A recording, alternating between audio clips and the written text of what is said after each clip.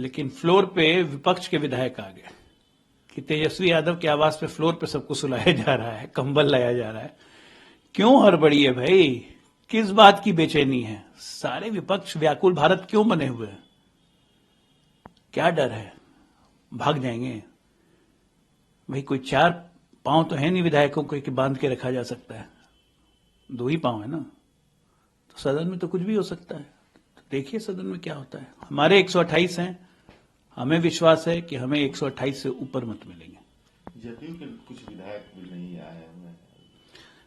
कोई चिंता नहीं है, हम किसी को फ्लोर पे नहीं ले जा रहे हैं, हम फ्लोर टेस्ट देंगे, बाकी लोग फ्लोर पे आएंगे।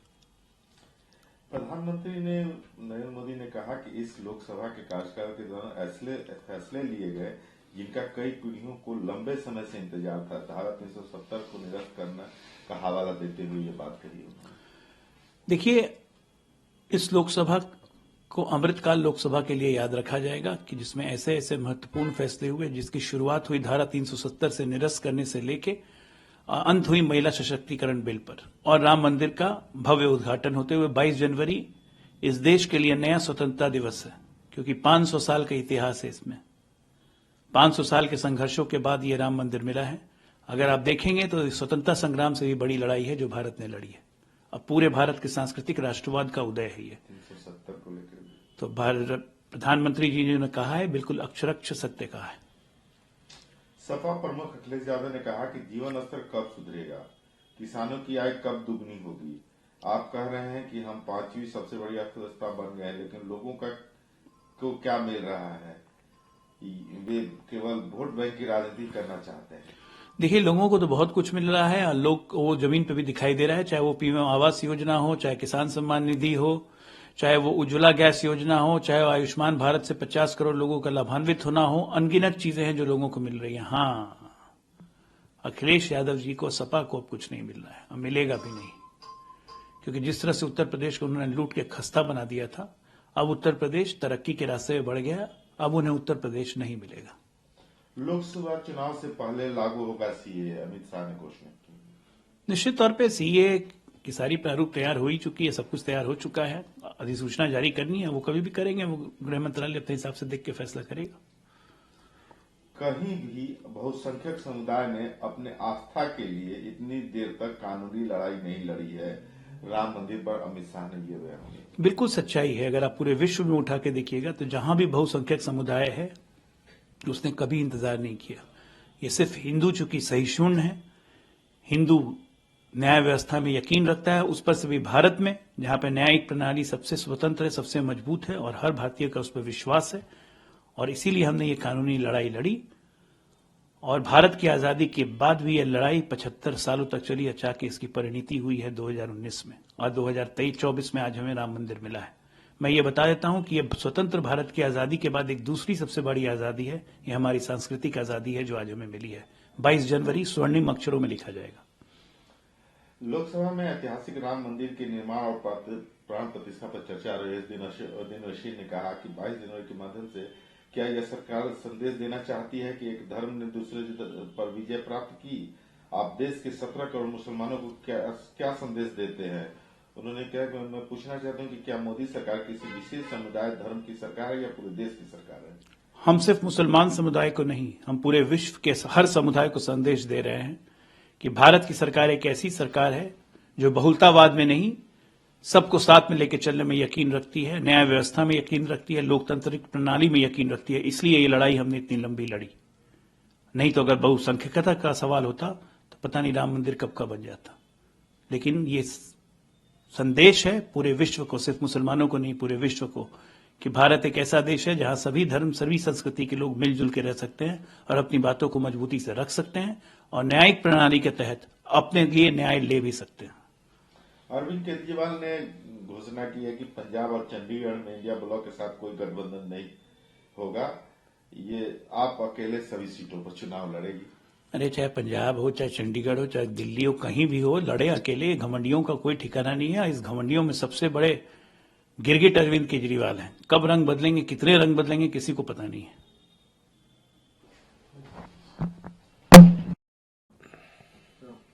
जदयू बिहार में फ्लोर टेस्ट की राजनीति चरम पे है। सभी अपने अपने विधायकों को साधने में लगे हैं, मीटिंग करने में लगे हैं, शिफ्ट करने में लगे हैं। जदयू ने भी 3 लाइन का जारी कर दिया है अपने विधायकों के लिए। आरजेडी ने विधायकों को रात में तेजस्वी की आवास, सरकारी आवास पर रोक दिया है। देखिए, व्हिप जारी करना ये तो पार्टी की प्रक्रिया रहती ही है, इसमें कुछ भी असामान्य नहीं है। हमें इस बात का पूर्ण भरोसा है कि बहुमत हमें ही हासिल होगा, चूंकि आंकड़े भी इस बात की गवाही देते हैं।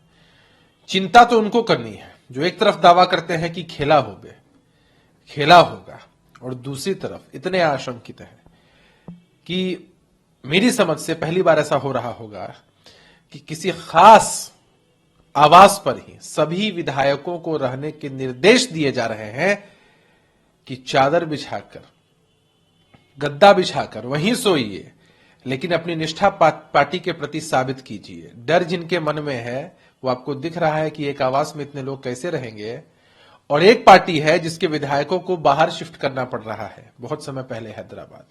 चिंता उनको करनी है, चिंता हमें नहीं करनी है। प्रधानमंत्री नरेंद्र मोदी ने कहा कि इस लोकसभा के कार्यकाल के दौरान ऐसे फैसले लिए गए जिनका कई पीढ़ियों को लंबे समय से इंतजार था। धारा 370-19 करने का हवाला देते हुए ये बात उन्होंने कही है। उन्होंने भारत की पिछले 5 वर्षों में मजबूत भारत की नींव रखने वाले कई गेम चेंजर सुधार की भी बात कही है। बहुत सारे ऐसे मसले हैं, बहुत सारे ऐसे पॉइंट्स हैं जो कि ऐतिहासिक रहे हैं, और देश की जनता ने इस बात को पसंद भी किया है और अपने वोटों से भी इस बात को साबित किया है। जो भी बातें प्रधानमंत्री जी कह रहे हैं, देश की जनता तक वो सब कुछ पहुंच रहा है, और हमें पूर्ण विश्वास है कि एनडीए को एक बड़े बहुमत के साथ देश की जनता फिर से चुनेगी। सपा प्रमुख अखिलेश यादव ने कहा कि जीवन स्तर कब सुधरेगा, किसानों की आय कब दुगनी होगी। आप कह रहे हैं कि हम 5वीं सबसे बड़ी अर्थव्यवस्था बन गए हैं, लेकिन लोगों को क्या मिल रहा है? भाजपा केवल वोट बैंक की राजनीति करना चाहती है। अब अखिलेश यादव जी से आप इसी तरह के वक्तव्यों की उम्मीद कर सकते हैं ना। जब उनको उत्तर प्रदेश में शासन करने का मौका मिला तब क्या वस्तु स्थिति थी, यह भी सबके सामने है, और देश की चिंता कब से इन लोगों को होने लगी। ये तो ऐसी पार्टियां हैं, ऐसे नेता हैं जिनकी प्राथमिकता है परिवारवाद और वंशवाद को पोषित करना। तो अखिलेश यादव जी अगर इस तरह के ज्ञान दे रहे हैं तो ये आश्चर्यजनक है। लोकसभा चुनाव से पहले लागू होगा सीएए, अमित शाह ने यह घोषणा की है। देखिए, देश के गृह मंत्री हैं अमित शाह जी, और किसी भी ऐसे मसले पर, राष्ट्रीय स्तर के मसले पर हमारी पार्टी की जो राय होती है वो पार्टी के संसदीय दल के नेता सदन के पटल पर हमेशा रखते आए हैं, आगे भी रखेंगे। कहीं भी बहुसंख्यक समुदाय ने अपनी आस्था के लिए इतनी देर तक कानूनी लड़ाई नहीं लड़ी है। राम मंदिर पर अमित शाह ने ये बात कही है। ये लड़ाई तो लंबी रही, और ये हर्ष की बात है कि न्यायालय का फैसला आता है और मंदिर उस स्थान पर बनता है शांतिपूर्ण तरीके से। देखिए, हम हर जाति धर्म के लोगों का सम्मान करते हैं, हम इस विचारधारा के खिलाफ रहते हैं जो किसी खास धर्म को टारगेट करे। तो आज हर्ष का विषय है, रामलला का मंदिर बना है, हम सबने उसका दर्शन किया है, और हम चाहते हैं कि अमन चैन इस पूरे देश में हमेशा रहे। लोकसभा में ऐतिहासिक राम मंदिर के निर्माण और प्राण प्रतिष्ठा पर चर्चा के दौरान एमआईएम चीफ असदुद्दीन ओवैसी ने कहा है कि मैं पूछना चाहता हूं कि क्या मोदी सरकार किसी विशेष समुदाय धर्म की सरकार है या पूरे देश की सरकार है? भारत सरकार मेरा मानना है कि इस देश का कोई भी धर्म नहीं है। 22 जनवरी के माध्यम से क्या यह सरकार यह संदेश देना चाहती है कि एक धर्म ने दूसरे धर्म पर विजय प्राप्त कर ली? क्या मैं बाबर, जिन्ना या औरंगजेब का प्रवक्ता हूं? मैं भगवान राम का सम्मान करता हूं, लेकिन मैं नाथूराम गोडसे से नफरत करता हूं क्योंकि उसने उस व्यक्ति की हत्या की थी जिसके अंतिम शब्द हे राम। देखिए, ऐसा पॉलिटिकल स्टंट है, और ओवैसी साहब को इस बात का जवाब देना चाहिए कि जब वो बयान देते हैं या भाषण देते हैं खास कम्युनिटी के लोगों के बीच, और जिस तरह की उग्र बातें उनकी पार्टी की तरफ से लगातार होती है, असदुद्दीन ओवैसी साहब के छोटे भाई अकबरुद्दीन ओवैसी कहने के लिए तो ऑल इंडिया मजलिस-ए-इत्तेहादुल मुस्लिमीन की विचारधारा को प्रस्तुत करना चाहते हैं, लेकिन वास्तविक विचारधारा इससे इतर रहती है और खास धर्म के लोगों को प्रोवोक करना चाहते हैं। यह कब से जायज और कब से सही हो गया? जो कुछ हुआ है न्यायालय के फैसले से हुआ है। अगर भारत के संविधान को मानते हैं तो न्यायालय के फैसले का सम्मान करना चाहिए। अरविंद केजरीवाल ने पंजाब चंडीगढ़ में इंडिया ब्लॉक के साथ कोई गठबंधन नहीं करने की घोषणा की, कहा कि आप सभी सीटों पर अब चुनाव लड़ेंगे। हाँ, अब तो आपने देख ही लिया ना। हमने तो कहा था कि इंडिया जैसा कुछ बचा ही नहीं है। इंडिया में एन फॉर नीतीश बाहर, डी फॉर दीदी बाहर और ए फॉर अरविंद केजरीवाल बाहर। बचा क्या? सिर्फ आई। आई का मतलब होता है अहम, और कांग्रेस पार्टी इसी अहम के रोग से ग्रसित है। आने वाले समय में बहुत बुरा हश्र उनका होगा।